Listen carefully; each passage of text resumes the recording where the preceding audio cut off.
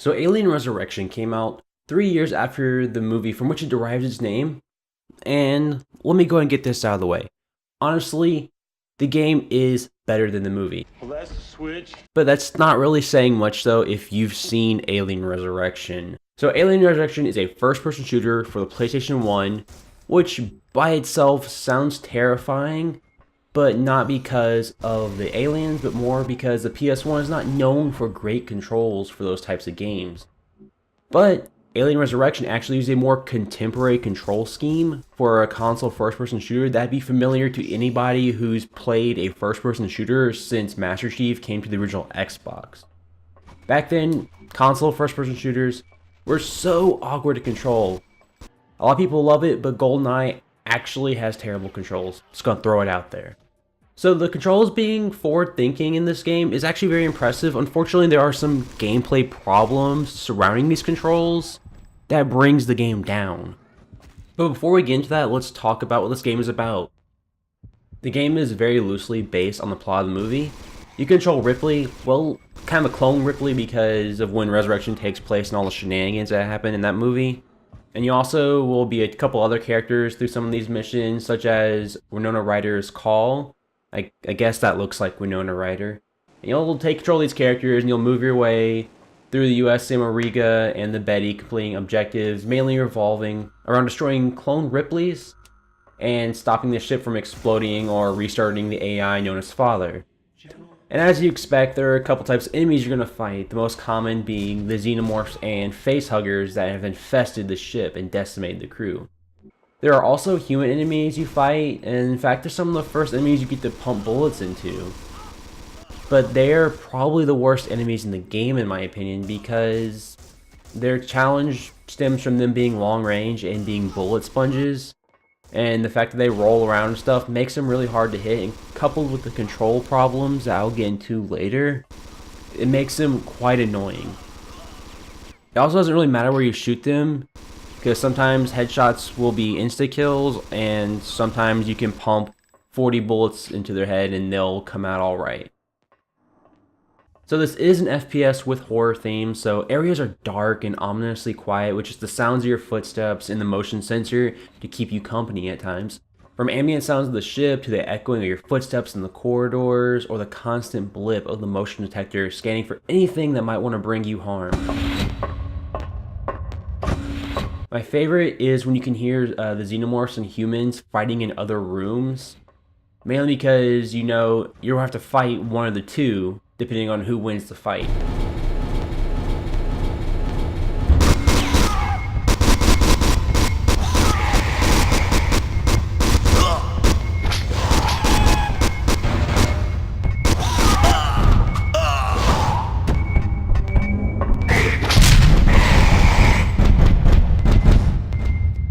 Graphics are pretty good for a PS1 game, especially when it comes to the environment. The character models for the humans, though, are really nothing to write home about, and the clones, they look terrible. They look like not enough attention was given to them, so they kind of look like a piece of white shit. Also, the game has a really short draw distance, and this is kind of problematic for how fast the xenomorphs can move and how deadly they are, even on lower difficulties. I'm not sure whether this draw distance is for increasing the tension, or if it's just the technical limitations of the PS1. I'm not really sure. Speaking of technical limitations, I'm not sure whether this was due to the emulator or not, but there were a lot of significant frame rate drops throughout the game, especially when there were lots of enemies or if you were in a wide open area. But like I said, that could just be the emulator having trouble processing the game for some reason. Now let's talk about gameplay, because honestly this is where the game suffers the most, unfortunately. Now it isn't bad per se, but I feel it needed more time in the oven or just some better balancing. Like I said before, the control scheme is very modern, but it handles a little iffy. You can't really aim with precision due to how there's weird turn acceleration and speed. Even if you mess around with the sensitivities and the dead zones in the menus, which is very, very nice that they add that, because that would have made things a lot worse if they didn't. But these weird sensitivities and weird accelerations can make it hard to track faster moving enemies like the xenomorphs or the facehuggers, and the facehuggers are even harder to hit due to their small size. Now couple that with your slow movement speed, the game can be a pain during some of the more frantic battles. You can only walk, there is no run, no sprint, and walking backwards is so much significantly slower than walking forward. Now this stems from originally the game was supposed to be a third-person game, more like Resident Evil, and the movement feels more like a product of that. Just like in Resident Evil, walking backwards is a crawl compared to your normal speed.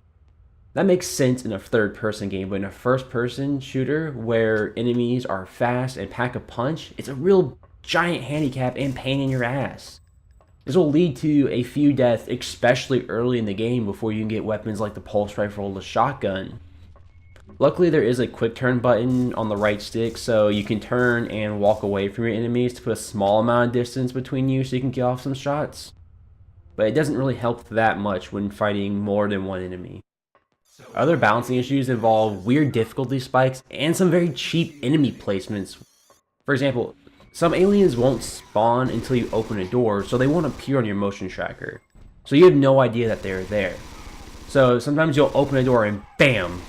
There's an alien doing that stupid leaping attack that does so much damage, and it's basically unavoidable unless you know the attack is coming due to the slow player speed. So unless you know what is about to happen, you're most likely going to take a hit, and it will, at the very least, lead to some annoying deaths. I'll send you back to your last save, and those save points aren't that very often, unfortunately. The slow movement speed also makes facehuggers annoying due to how fast and small they are.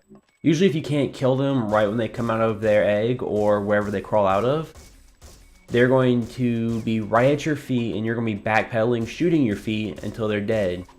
Or if they can actually touch you, they'll crawl on your face and impregnate your character, and this is actually a pretty cool thing they added in. So when a facehugger gets on you, it'll actually impregnate you instead of being an insta-kill like it is in most Alien games. So your character will knock out, wake up, and all the enemies around you will stop moving, thankfully, to not hurt you. And now you'll have a bar under your health that goes down pretty fast. And if it goes down all the way, the alien's going to burst out of your chest and insta-kill. Unfortunately, the cool animation that plays when the chest burster appears, you don't actually get to see the chest burster come out of you. But you can stop this with the item called Auto Dock, which also has a cool animation of it removing the embryo from you. Which I think is kind of weird because, as stated in Aliens, if you try to remove it, the host will die. But this is Alien Resurrection, which is like 200 something years in the future, I believe. So we can let it slide. Also, it's a game. Now on Ripley levels, these auto docks are pretty common, so you'll never feel like you're in need of one, but when you're playing the other characters that you only play for one level, you might find one or two during the mission, so sometimes getting face hugged basically means you're going back to your last save. So these problems make the first hour of the game sort of a chore to get through, especially when you're first starting and only have the pistol, which is about as useful as harsh language. But once you get past the first bit of the game, it can be quite enjoyable, especially once you get the pulse rifle. Moving through dark corridors of the ship, taking out Xenos with the pulse rifle, and frying facehuggers with a flamethrower can be actually very satisfying once you get the hang of the controls. Other than a few difficulty spikes like the water level where you can only use the grenade launcher, which has an annoyingly short lob distance and a more annoyingly long fuse time, which makes it practically useless if you don't land a direct hit. Or there's this human character in one of the missions that literally sucked up a metric ton of pulse rifle bullets for no damn reason. Security seal enabled.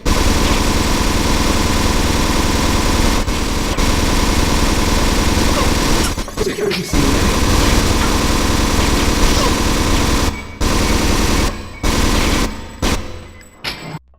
But other than that, the game is fun. Hoping you have enough ammo or health to make it through an area can add a good survival horror tension to the game. The only enemies that are really not fun to fight are the human characters, like I said earlier. One disclaimer I do have to make is that this game is not easy. On normal difficulty, you will die a lot. You can take it down to easy and you will still probably die a lot, so keep that in mind when you go into it. It's okay if you go on easy, there's no achievements or trophies, you don't get anything for beating it on the harder difficulties. So pick the difficulty level that will let you enjoy the game the most. So Alien Resurrection is a better game than movie. You can see some of the characters from the movie, sort of. None of the characters, save the AI named Father, have voice dialogue, which is kind of weird.